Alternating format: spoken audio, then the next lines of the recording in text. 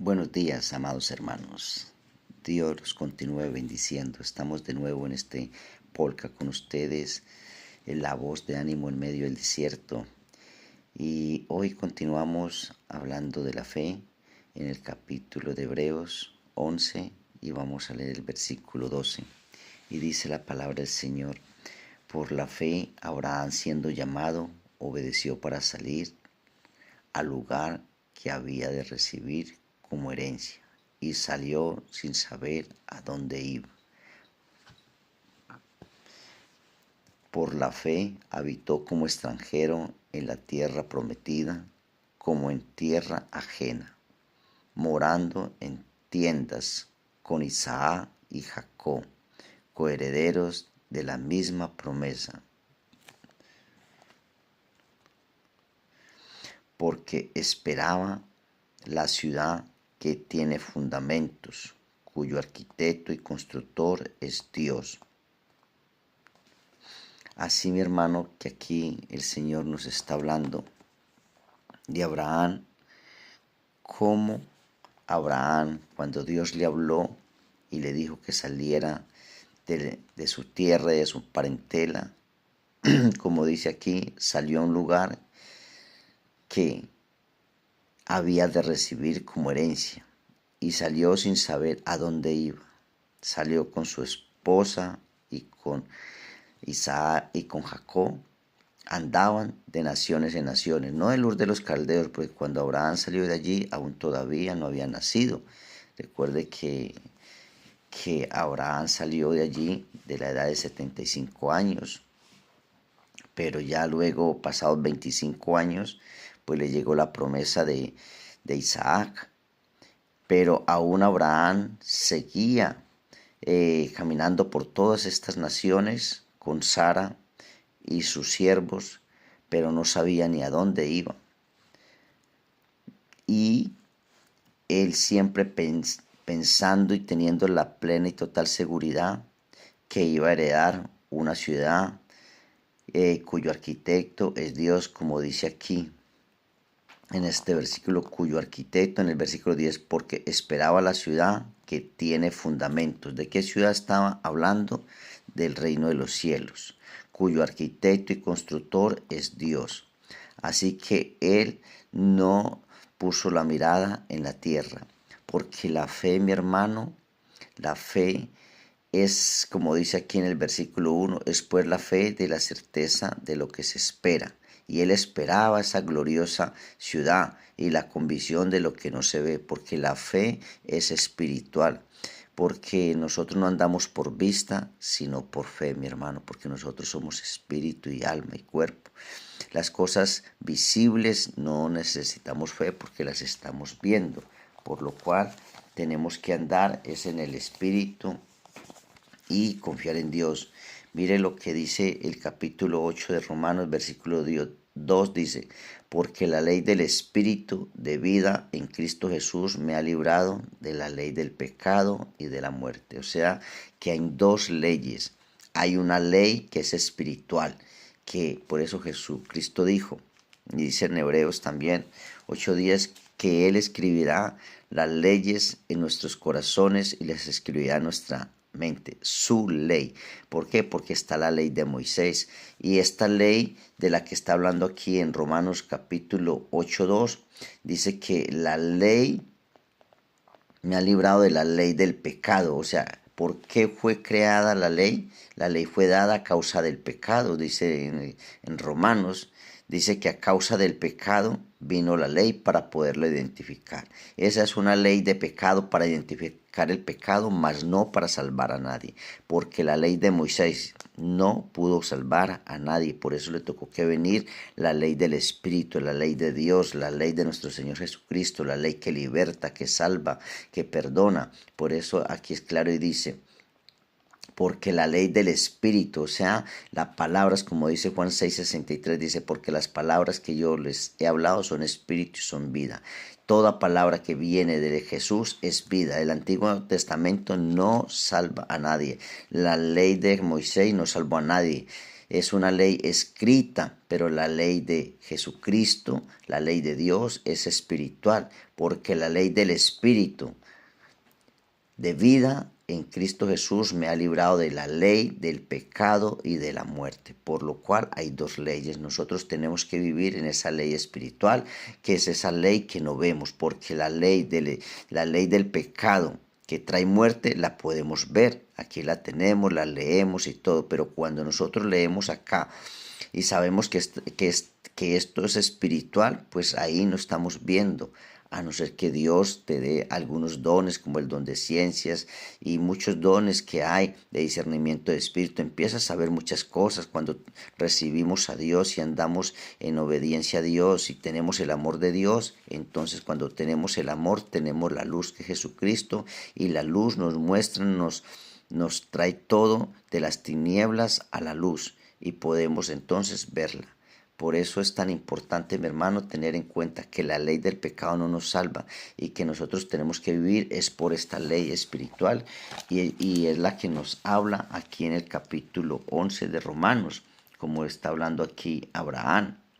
Dice que fue llamado y obedeció para salir al lugar que había de recibir como herencia, y salió sin saber a dónde iba.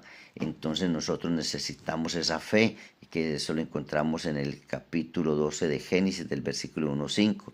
Y dice, por la fe habitó como extranjero en la tierra prometida, como en tierra ajena, morando en tiendas con Isaac. Ya aquí ya había nacido Isaac para ese entonces. Cuando sale de la tierra de Ur de los Caldeos, no, aquí ya está hablando más adelante.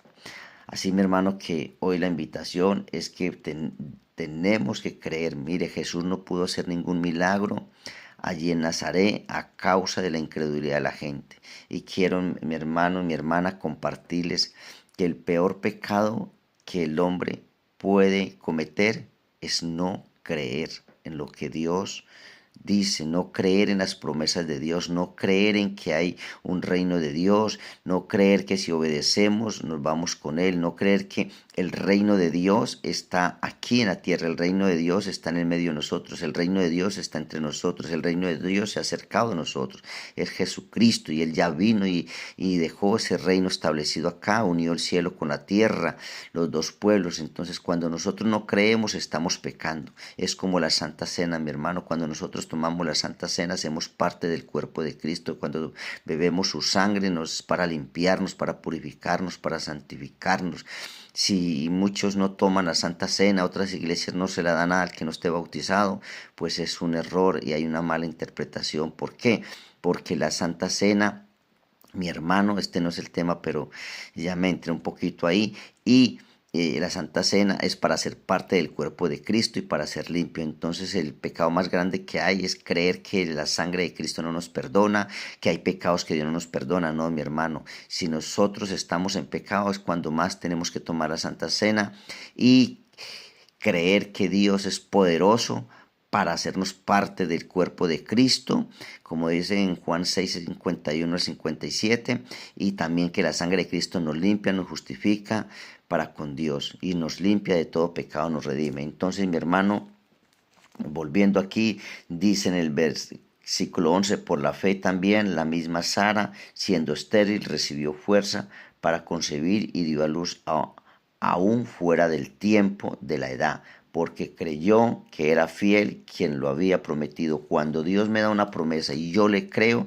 Dios está obligado plenamente, totalmente a que esa promesa se cumpla. ¿Por qué? Porque la fe es Cristo, y cuando yo pongo la fe en Dios, estoy poniendo a Cristo de por medio, y Cristo es el que murió por nosotros, el que también resucitó, y el que está sentado a la diestra del Padre intercediendo por nosotros, es nuestro abogado.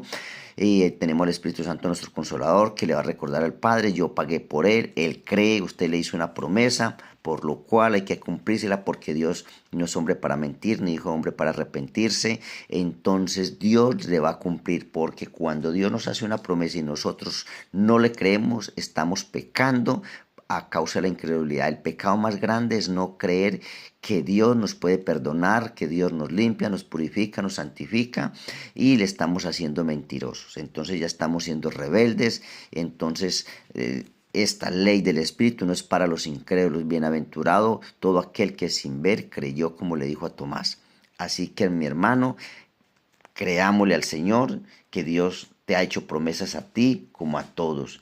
Y dice aquí, en el 12, por lo cual también de uno y ese ya casi muerto salieron como las estrellas del cielo en multitud y como la arena innumerable que está a la orilla del mar. Está hablando de Abraham en la promesa que también le hizo en el Génesis 15:5 y Génesis 22:17. Conforme a la fe murieron todos estos sin haber recibido lo prometido, parte de lo prometido, porque todas estas herencias, estas tierras las recibió Isaac, Jacob, y se fueron yendo así Abraham, Isaac, y viendo que muchas cosas eran para el cumplimiento de estos tiempos, de nosotros, mi hermano. Ellos trabajaron, ellos sembraron, nosotros recogemos.